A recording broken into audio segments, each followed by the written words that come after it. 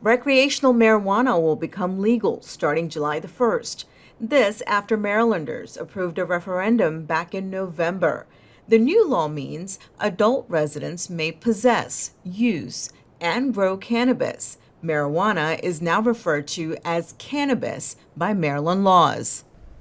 I'm Sonia Shrivastava with the City of Bowie, and this law is going to have major implications for our area. And joining me now in the studio is Chief John Nesky with the Bowie Police Department.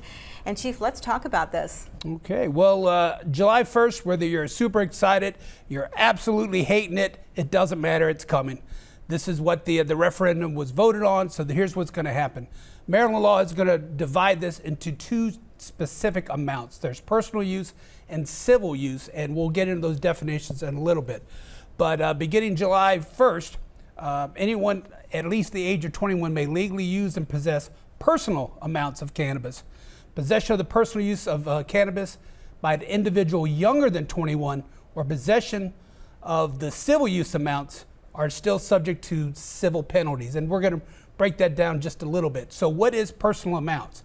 Personal amounts is defined in the statute by up to 1.5 ounces of cannabis, up to 12 grams of concentrated cannabis, cannabis products containing up to 750 milligrams strength Delta-9 THC, or up to 2 cannabis plants. Now, if you violate those, there's a penalty of up to $100. So, Chief, what is the difference between personal use and civil use? So it's in the amount. So the personal use, the amounts are much smaller. So civil use, the amounts are now more than 1.5 ounces but less than 2.5 ounces of cannabis, more than 12 grams but less than 20 grams of concentrated cannabis, cannabis products containing more than 750 milligrams but less than 1,250 strength Delta-9 THC, and those carry a penalty of $250, which is still a civil fine. What happens if you are possessing the cannabis in excessive amounts? Right, so if you're above the personal, the next level would be the civil use, and that's where you get the civil fines. So again, that's more than 2.5 ounces, more than 20 grams of concentrated cannabis, or cannabis products containing more than 1,250. And that's a criminal misdemeanor. Okay, so one of the questions that I think folks will be wondering is, can I grow cannabis at home? Is that something that they can do? You can grow cannabis at home, but there are certain restrictions. So you'll be allowed to grow up to 2 cannabis plants at home, but the plants must be out of public view and secured so they're not accessible by unauthorized individuals or people under the age of 21. Secondly, no more than 2 cannabis plants can be grown per residence, regardless of number of the adults. So you can have 20 adults in there, but you can still only grow 2 cannabis plants. How you divide that's up between you, but you can only grow 2. Additional cannabis plants can be grown on property owned by the grower or with the consent of the property owner, but again, it has to be a different property. If you violate this, it's a misdemeanor, and on conviction, you can be subject to imprisonment not exceeding 3 years or a fine not exceeding $5,000. Wow. Now, can you sell cannabis? If you're growing it and you have some of it, can you sell it? That's something that has not changed. No, you cannot sell cannabis. Selling cannabis without proper licensing is and still remains illegal under the new law. If you sell without license, it's classified as a criminal misdemeanor, punishable up to 3 years imprisonment and or a fine up to $5,000.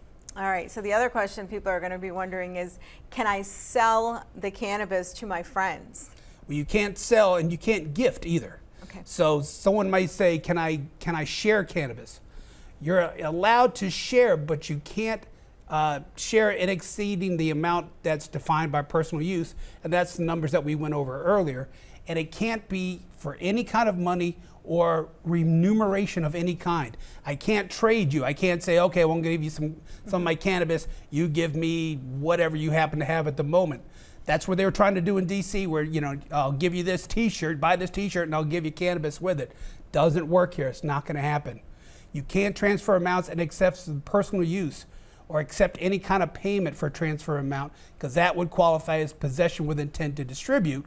And that ends up with the 3 years imprisonment or $5,000 fine. So I think that there is a little bit of confusion out there. People are wondering, well, now that it's legalized, will people be able to smoke the cannabis in public? This is going to be a huge change for everybody. Expect a lot of people that don't know, that haven't watched this video, so don't know what the rules are. There's going to be people that want to smoke this in public. You cannot smoke your cannabis in public. You can't smoke it at Allen Pond. You can't smoke it anywhere in public. It's a civil offense. It can be penalized up to a $250 fine for the first offense, and subsequent offenses can go up to $500. Now, they are looking at licensed on-site consumption establishments, but those have not been set yet, so you need to keep an eye out for whenever those might happen. All right, Chief, you said that you could smoke it indoors, but are there limitations to that? There are, and this is brand new for everybody, so everyone's going to try to kind of feel this out as we go. There's not a lot of case law yet. They had a case in D.C. where a adjoining neighbor filed suit for the smell of cannabis coming into their home, and the court found in favor of the complainant, so the person couldn't smoke the medical marijuana in their house where it affected their neighbor. Now, that hasn't gone through all the change yet, the appellate courts and everything else become case law yet, but we're going to see some things happening in that way. So until we get defined case law, it's going to be kind of iffy. But I will say that a property owner can limit or deny the smoking of cannabis on their property. So if you have a landlord, you're renting, that landlord still has the right to refuse or diminish your ability to smoke cannabis on the property. Just like you go to a hotel, or some of your apartment buildings have no smoking regulations anyway. So it's along that same line. So we're still looking at case law. We're still looking at how this is going to pan out.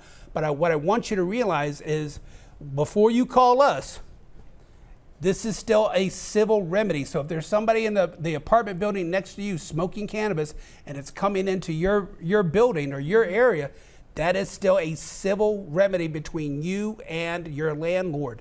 Or if you've got a townhouse, between you and your HOA. If it's smoking out in public at the park or something, we'll be glad to come out, issue the civil citation. But the other cases are civil in nature, so ours is not the first number you call. All right, Chief, a lot of people relate marijuana use to alcohol. So how does that relate to vehicles and driving infractions? Well, you're right. A lot of people, when they were making the argument for legalization, equated the two. We can drink alcohol, why can't we have cannabis? Well, alcohol doesn't mix well with driving, neither does cannabis. So we need to make sure that we still keep our roadways safe. So under Traffic Article 21903, a driver of a motor vehicle may not smoke or consume cannabis in the passenger area of a motor vehicle on the highway. Consequently, under CT 10-125, an occupant, that's a passenger in the motor vehicle, may not smoke cannabis in the passenger area of a motor vehicle on the highway. What does that mean in plain speak? That means the driver or the passengers may not consume or smoke cannabis on the roadway or on the highway. And again, anything that applied to alcohol applies to cannabis. TA 21902 1I is person cannot operate or attempt to operate a motor vehicle on the state of Maryland highway while impaired by drugs. And conversely, 21902 D1I, person cannot operate or attempt to operate a vehicle in the state of Maryland while impaired by a controlled dangerous substance. And I've heard that, it's kind of a running joke. Oh, what are we going to do? Drive too slow? We know that cannabis affects motor reactions. It affects the way we see things, our spatial comprehension. So it's never a good idea to mix those two. If you want to smoke it, go sit in your house and smoke it. Just don't drive. All right, so Chief, lots of great information, and we would say lots of information here for the next few months for folks to take in. Any departing thoughts? Sure, and again, this is like anything else. It's brand new to everybody.